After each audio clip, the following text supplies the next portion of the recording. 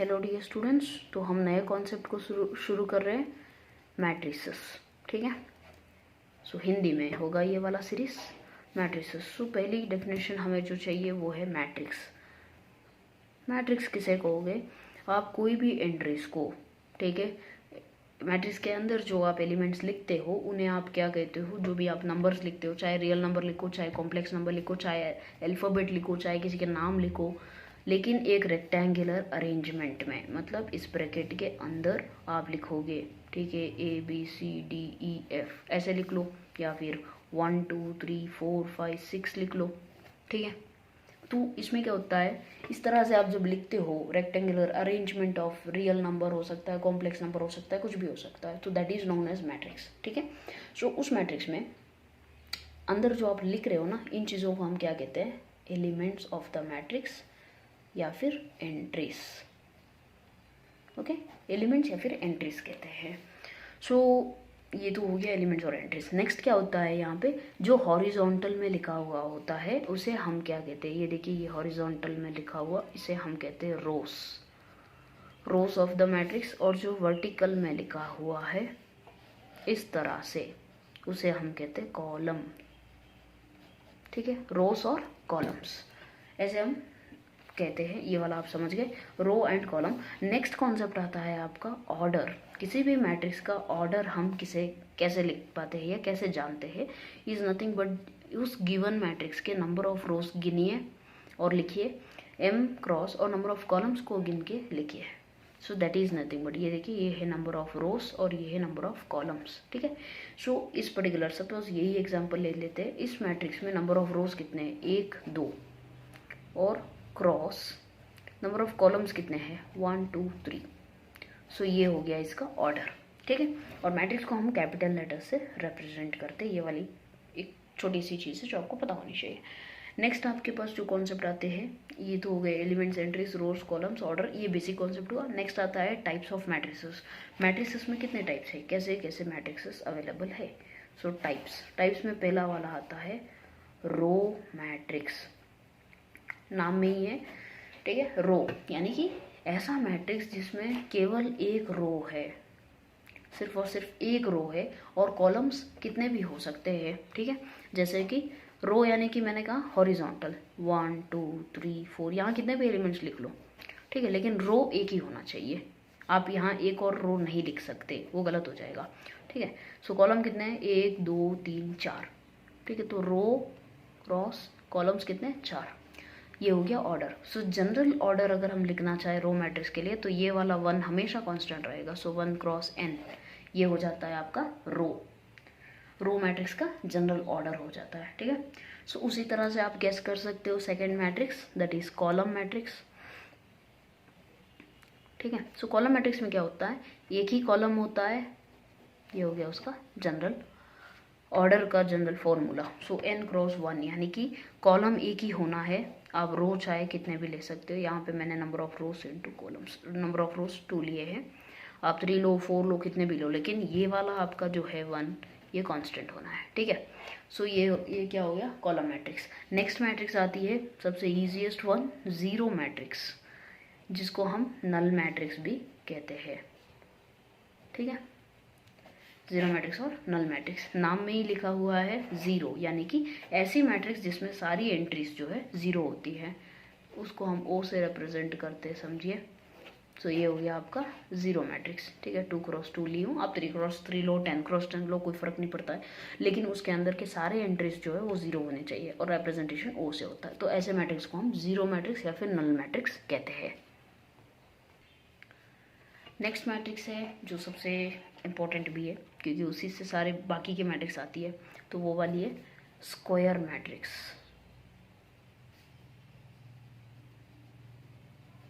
Square matrix ऐसी matrix जिसमें number of rose number of columns के इक्वल होते हैं, ऐसे मैट्रिक्स को हम क्या कहते हैं? स्क्वायर मैट्रिक्स कहते हैं। ठीक है, सो जैसे कि अगर मैंने यहाँ पे 2 कॉलम लिए हैं, तो 2 ही मैट्रिक्स, 2 रोज भी लेते हैं। So m is equal to n, m is equal to n। 3 में लेता है तो 1 2 3 4 5 6 7 8 9, 3 क्रॉस 3। ठीक है, सो ये क्या हो गया, नंबर ऑफ रोज और नंबर ऑफ कॉलम्स क्या है, इक्वल है, ठीक है। सो ऐसे मैट्रिक्स को स्क्वायर मैट्रिक्स कहते हैं। और स्क्वायर मैट्रिक्स में एक चीज़ है कि ये जो एलिमेंट्स है ना, यहाँ से ये वाले कॉर्नर से अगर हम लेते हैं तो ये एलिमेंट्स को हम क्या कहते हैं, प्रिंसिपल डायगोनल एलिमेंट्स, ठीक है। सो प्रिंसिपल डायगोनल एलिमेंट्स यानी कि ये वाले होते हैं। ऑफ डायगोनल अगर बोल दें तो वो वाले होते हैं बाकी के, डायगोनल को छोड़ के होते हैं, ठीक है। सो इसी से एक मैट्रिक्स और आती है, अभी स्क्वायर मैट्रिक्स से ही सारी मैट्रिक्सेस आएगी, तो उसे फर्स्ट वन जो है वो है डायगोनल मैट्रिक्स। थोड़ा नाम से अंदाज़ा लगा सकते हो आप, डायगोनल मैट्रिक्स यानी कि कोई तो प्रॉपर्टी होगी जो डायगोनल एलिमेंट्स के लिए ही होगी, right. So you are right in guessing this. So diagonal matrix यानी कि जिसमें डायगोनल एलिमेंट्स, एक स्क्वायर मैट्रिक्स जिसमें डायगोनल एलिमेंट्स जो है वो नॉन ज़ीरो होते हैं, मतलब कुछ भी हो सकते हैं लेकिन ज़ीरो नहीं हो सकते। और डायगोनल एलिमेंट्स को छोड़ के elements other than the diagonal elements जो है वो सारे क्या होने चाहिए, ज़ीरो होने चाहिए। ऐसी मैट्रिक्स को हम क्या कहते हैं, डायगोनल मैट्रिक्स। यानी कि ये है तो स्क्वायर मैट्रिक्स, लेकिन इसमें दो कंडीशन आती है कि डायगोनल एलिमेंट्स नॉन ज़ीरो होने चाहिए और डायगोनल एलिमेंट्स को छोड़ के बाकी सारे क्या होने चाहिए, ज़ीरो होने चाहिए, ठीक है। सो इसी से हम एक और मैट्रिक्स लिखते हैं, वो है scalar matrix, SC, scalar matrix. इसका मतलब क्या है, इसका सीधा सा मतलब है कि ये तो है तो डायगोनल मैट्रिक्स, लेकिन इसमें क्या होना चाहिए, डायगोनल एलिमेंट्स जो है ना वो सेम होने चाहिए। डायगोनल मैट्रिक्स यानी कि सारे ज़ीरो होते हैं, डायगोनल एलिमेंट्स कुछ भी हो सकते हैं, तो यहाँ पे सारे डायगोनल एलिमेंट्स सेम होने चाहिए, ठीक है। के इज सम स्केलर समझो ये वाले, ठीक है। तो सब सेम होने चाहिए, लेकिन K must not be equal to 1। क्यों नॉट इक्वल टू 1, क्योंकि इक्वल टू 1 होता है तो उसके लिए हमारे पास अलग नाम है, तो वो नेक्स्ट मैट्रिक्स हो जाती है हमारी यूनिट मैट्रिक्स और आइडेंटिटी मैट्रिक्स, ठीक है। तो ये क्या है, ये है तो स्केलर मैट्रिक्स, लेकिन इसमें जो डायगोनल एलिमेंट्स है वो सारे क्या है, 1 है। तो ऐसे मैट्रिक्स को हम क्या कहते हैं, यूनिट मैट्रिक्स कहते हैं। ये 2x2 की यूनिट मैट्रिक्स जो हमने लिखी है। नेक्स्ट मैट्रिक्स जो हमारे पास आती है वो है अपर ट्रायंगुलर मैट्रिक्स, ठीक है। सो अपर ट्रायंगुलर मैट्रिक्स हम किसे कहते हैं, ओके। सो अपर ट्रायंगुलर मैट्रिक्स किसे कहोगे आप, ऐसी स्क्वायर मैट्रिक्स, ठीक है, जिसमें क्या होना चाहिए कि प्रिंसिपल डायगोनल एलिमेंट्स जो है 1 2 3 ले लेते, उसके नीचे के एलिमेंट्स जो है ना वो सारे ज़ीरो होने चाहिए, और ऊपर कुछ भी हो सकता है, कोई भी नंबर्स हो सकते हैं, ठीक है। सो अपर ट्रायंगुलर मैट्रिक्स यानी कि स्क्वायर मैट्रिक्स जिसमें all the elements below the principal diagonal क्या होने चाहिए, ज़ीरो होने चाहिए। आप इसी से अंदाज़ा लगा सकते हो लोअर ट्रायंगुलर का डेफिनेशन भी, कि लोअर ट्रायंगुलर मैट्रिक्स इसका डेड ऑपोजिट, ठीक है। ये भी स्क्वायर मैट्रिक्स है, लेकिन क्या होता है, स्क्वायर मैट्रिक्स जिसमें क्या है, द एलिमेंट्स 1 ले लो ना, एबो द प्रिंसिपल डायगोनल के ऊपर के एलिमेंट्स जो है ना ये ज़ीरो हो जाएंगे, ठीक है, समझ गए। ओके, सो ये होती है लोअर ट्रायंगुलर मैट्रिक्स। अपर और लोअर दोनों को अगर मिला दे हम, जिसमें कि मतलब कि क्या होता है, एक ऐसी मैट्रिक्स जिसमें डायगोनल एलिमेंट्स कुछ भी हो लेकिन बाकी सारे क्या होते हैं, ज़ीरो हो जाते हैं, ठीक है। तो क्या कहते हैं, ऐसी मैट्रिक्स को हम क्या कहेंगे, ट्रायंगुलर मैट्रिक्स। अपर और लोअर दोनों के प्रॉपर्टी को मिला दो तो ट्रायंगुलर बन जाएगा। इससे हम क्या कह सकते हैं, हमारा जो डायगोनल मैट्रिक्स है और यूनिट मैट्रिक्स है वो दोनों भी क्या है, ट्रायंगुलर मैट्रिक्सेस है। ये आपको पता होना चाहिए। नेक्स्ट कॉन्सेप्ट आता है सब मैट्रिक्स। सब मैट्रिक्स किसे कहते हैं, जैसे कि आप सेट्स में जानते हो, आपने अगर सेट थियरी पढ़ी हो तो उसमें बिगिनिंग में ही आता है, ठीक है। सो सबसेट मतलब कि क्या होता है, एक बड़ा सेट है, suppose A is equal to 1 2 3 4 5, इसमें से कुछ एलिमेंट्स को लेके हम एक और सेट बनाते हैं, बी इज इक्वल टू, तो तब हम क्या कहेंगे, B is the subset of A, है ना। So B is the subset of A कब कहोगे, जब कुछ एलिमेंट्स को निकाल के हम यहाँ पे बोल रहे हैं। उसी तरह से सब मैट्रिक्स किसे कहेंगे, एक मेन मैट्रिक्स, ठीक है।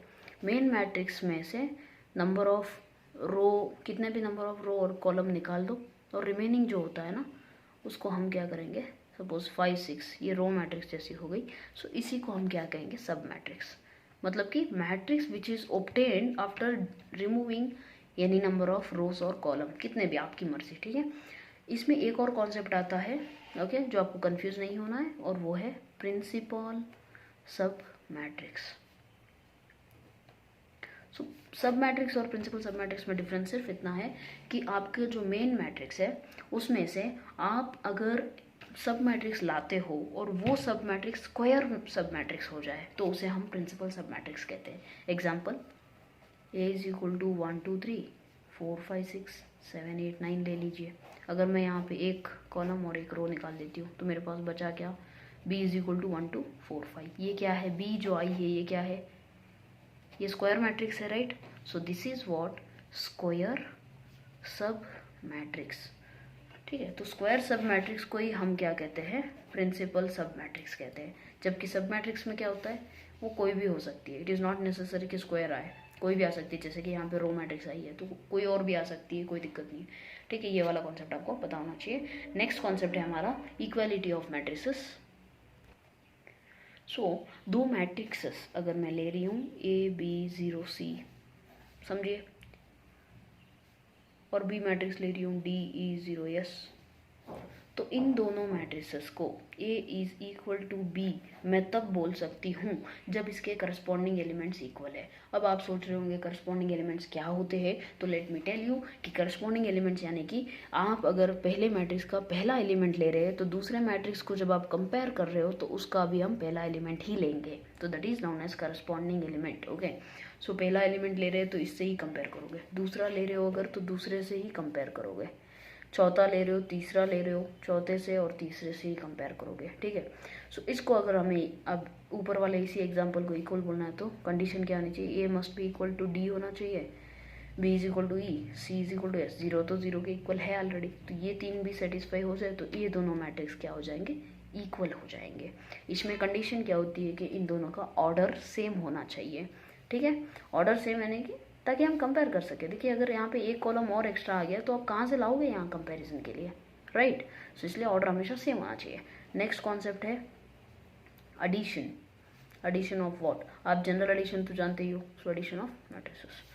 जनरल एडिशन में क्या करती हूँ, नंबर्स को ऐड करती हूँ, तो उसी तरह से मैट्रिक्स में करना है आपको करस्पॉन्डिंग एलिमेंट्स को। सपोज मैं 1 2 3 4 लेती हूँ और बी कुछ मैट्रिक्स 0 1 0 1 ले लेते हैं हमारी कन्वीनियंस के लिए, तो इन दोनों को अगर मैं ऐड करूँ तो इसका सीधा सा मतलब है कि पहले एलिमेंट को पहले एलिमेंट से, दूसरे एलिमेंट को दूसरे एलिमेंट से, यानी कि करस्पॉन्डिंग एलिमेंट्स को ही ऐड करोगे, राइट। सो 1 + 0 2 + 1 3 + 0 4 + 1, ये आपका रिजल्टेंट। इसमें भी एक कंडीशन यही है कि इनको ऐड करने के लिए आपका सेम ऑर्डर होना बहुत ज़रूरी है, मतलब आपके इन दोनों मैट्रिसेस का ऑर्डर सेम होना बहुत ज़रूरी है एडिशन ऑफ मैट्रिसेस के लिए, ठीक है। नेक्स्ट आता है मल्टीप्लिकेशन बाय ए स्केलर।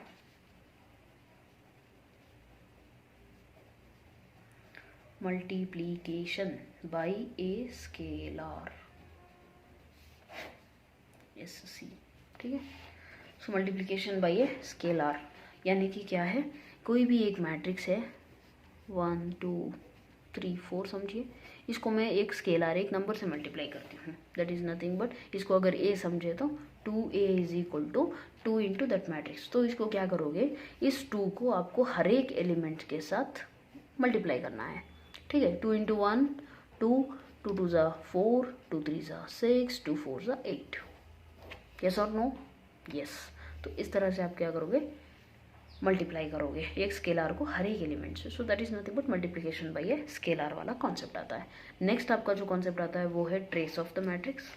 क्या है, ट्रेस, ट्रेस ऑफ मैट्रिक्स, ठीक है। तो ये वाला जो है ये आता है स्क्वायर मैट्रिसेस के लिए आता है कि आपको जो स्क्वायर मैट्रिक्स दिए गए हैं ट्रेस का मतलब है कि उस स्क्वायर मैट्रिक्स के जो डायगोनल एलिमेंट्स है उनका सम करो, ठीक है, sum of the diagonal elements, main diagonal element या फिर प्रिंसिपल डायगोनल एलिमेंट्स, ठीक है। So sum of diagonal, suppose मैंने 2x2 ही ले लिया हमारे कन्वीनियंस के लिए, 1 2 4 5 ले लिया, तो इस मैट्रिक्स का सपोज इसको ए बताऊं तो trace of A is equal to diagonal जो एलिमेंट्स है डायगोनल एलिमेंट उनको ऐड करना है, 1 + 5 इज इक्वल टू 6, ठीक है। 3x3 के लिए भी आपको डायगोनल एलिमेंट्स वहाँ 3 मिलेंगे, 4x4 में 4 मिलेंगे, ठीक है। तो इस तरह से आपको क्या करना है, सिर्फ डायगोनल एलिमेंट्स को ऐड करना है, तो उसी को हम क्या कहते हैं, trace of matrix, that particular matrix.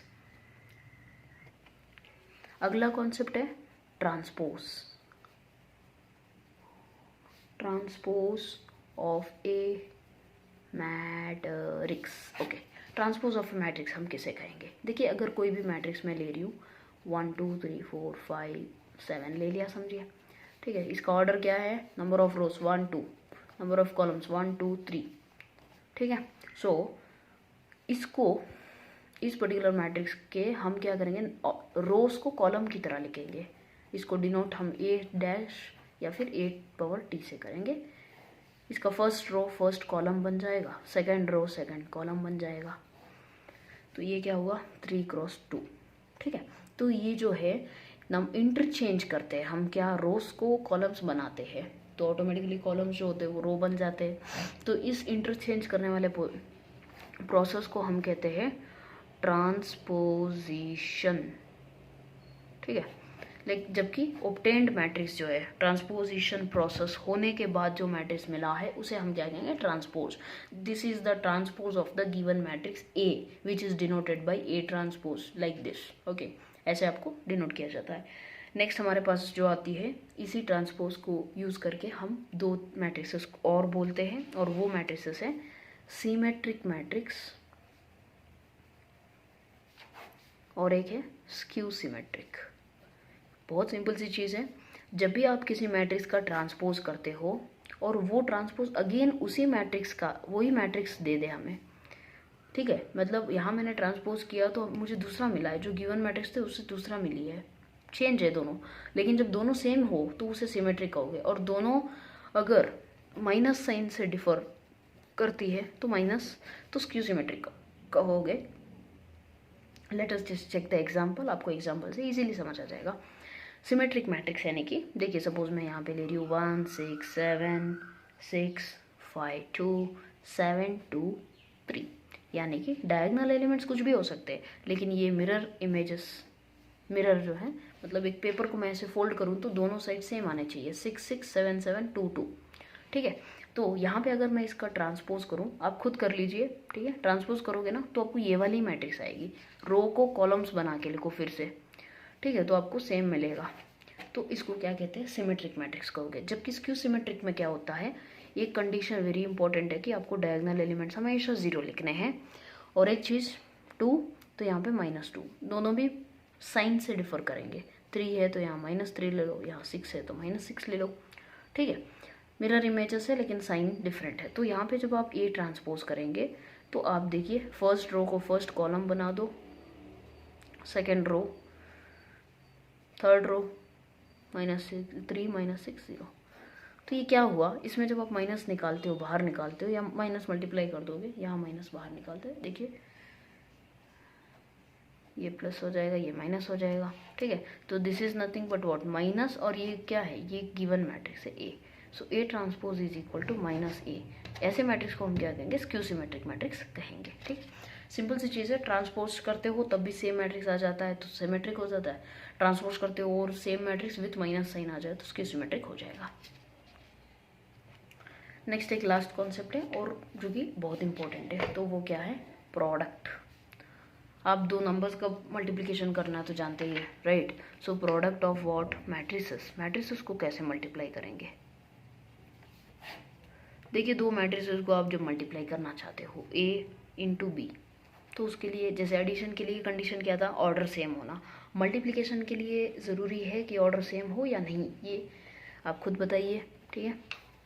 1 2 3 4, और सपोज ये A मैट्रिक्स लिख रही हूँ मैं, B मैट्रिक्स लिखती हूँ 1 2 3 4 5 6 ले लेते हैं, ये हुआ 2 क्रॉस 3, ये हुआ 2 क्रॉस 2।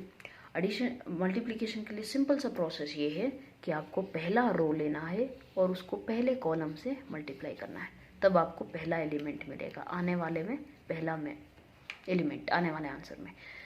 पहले रो को दूसरे रो से तो दूसरा एलिमेंट, पहले रो को तीसरे कॉलम से तो तीसरा एलिमेंट, ठीक है।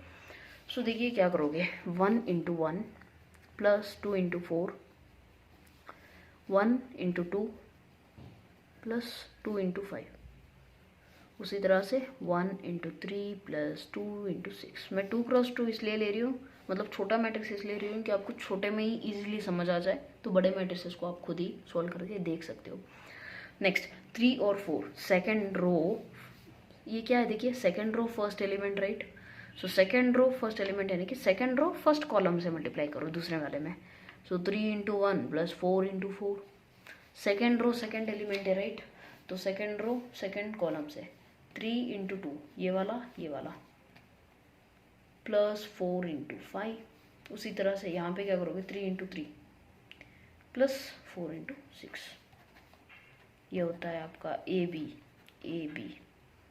ठीक है। 1 4 2 8 9, ये आपका आंसर 9, 10 12 15